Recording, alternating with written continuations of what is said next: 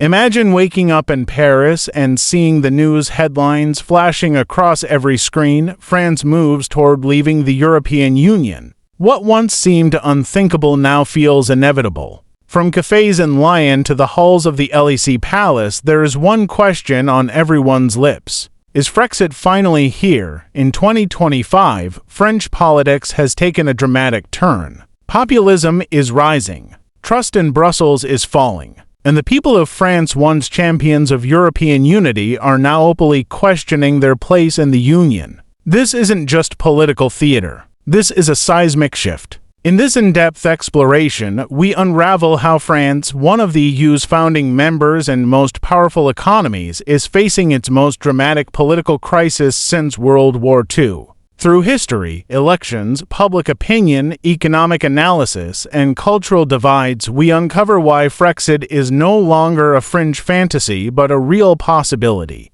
France has never been just another member of the EU. Alongside Germany, it was the architect of the European project. After the devastation of World War II, Europe needed stability politically, economically, and culturally. The vision was simple: unite the continent to avoid another war. But while Germany embraced unity out of guilt and economic necessity, France joined out of strategic interest and pride. But beneath the surface, something festered. French farmers, factory workers, and rural voters often saw EU policies as oppressive. Fishing quotas destroyed coastal economies. Agricultural regulations complicated traditional practices. And financial contributions to the EU budget felt like a national sacrifice with little reward. By the 1990s, this disillusionment started to show. The Maastricht Treaty and the narrow yes in 1992, France narrowly voted to accept the Maastricht Treaty, the foundation of today's EU. The margin. A razor-thin 51%. This wasn't just a policy decision, it was a warning.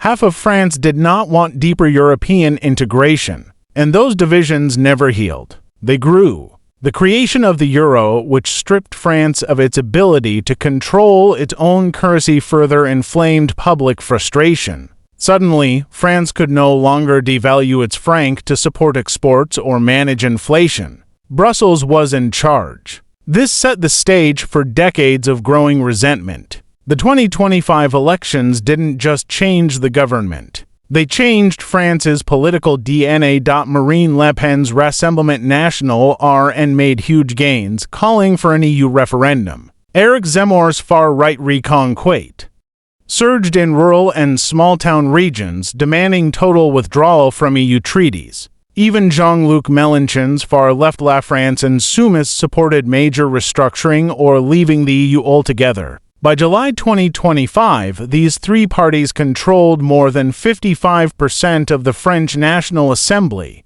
This wasn't just a warning shot. It was an electoral revolution. A majority of French voters had supported parties that were either explicitly or implicitly pro-Frexit, the euro, chain or shield. For years, EU supporters argued that the euro protected France from global market shocks. But critics say it has chained France to rigid fiscal rules and economic austerity. France's unemployment rate has hovered around 7 to 10% for years. Rural communities have suffered from globalization and deindustrialization. Housing and fuel prices are at historic highs. And what's the common scapegoat? Brussels. Many French voters feel they're paying for the failures of other countries, or worse, for policies they never voted for. Leaving the EU, they argue, would allow France to reclaim its economic sovereignty, control over its currency, borders, subsidies, and trade policy.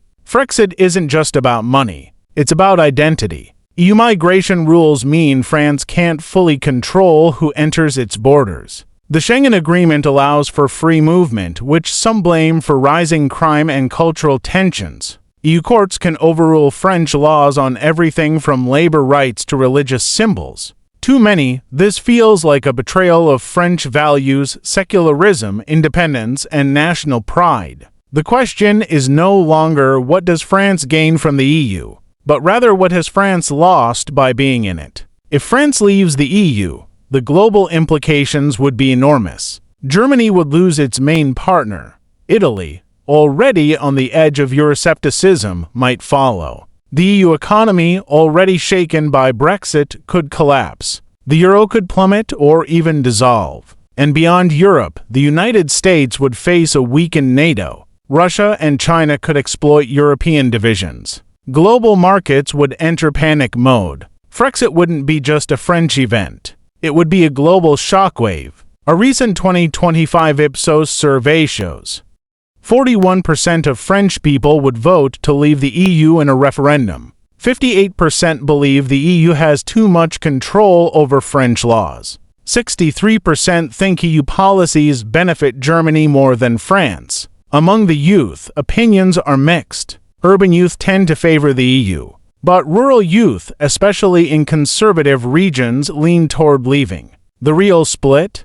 Class and geography. Urban professionals and academics say stay. Working-class families and farmers say go. Le Pen, Semmer, and Mélenchon all support a national referendum, and public support is growing. A referendum could come as early as mid-2026. It would mirror Brexit, months of fiery debate, international pressure, economic scare campaigns, street protests and celebrations. But this time, it wouldn't be London, it would be Paris. And if France votes to leave, the EU might never recover. Scenario A. Clean Brexit exits smoothly. It signs new trade deals with the UK, US, and Canada. It rebuilds national industries and controls its borders. The EU shrinks, but survives. Scenario B. Economic turmoil, markets panic. The euro crashes. France faces recession. National divisions deepen. The EU imposes penalties. Scenario C. The end of the EU. Other nations follow. Italy, Hungary, Poland, and even Spain hold referendums.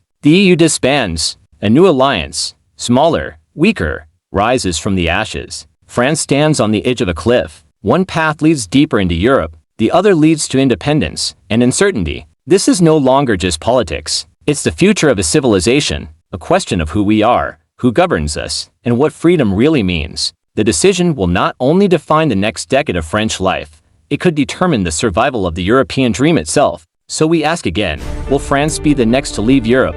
Time and the people will decide.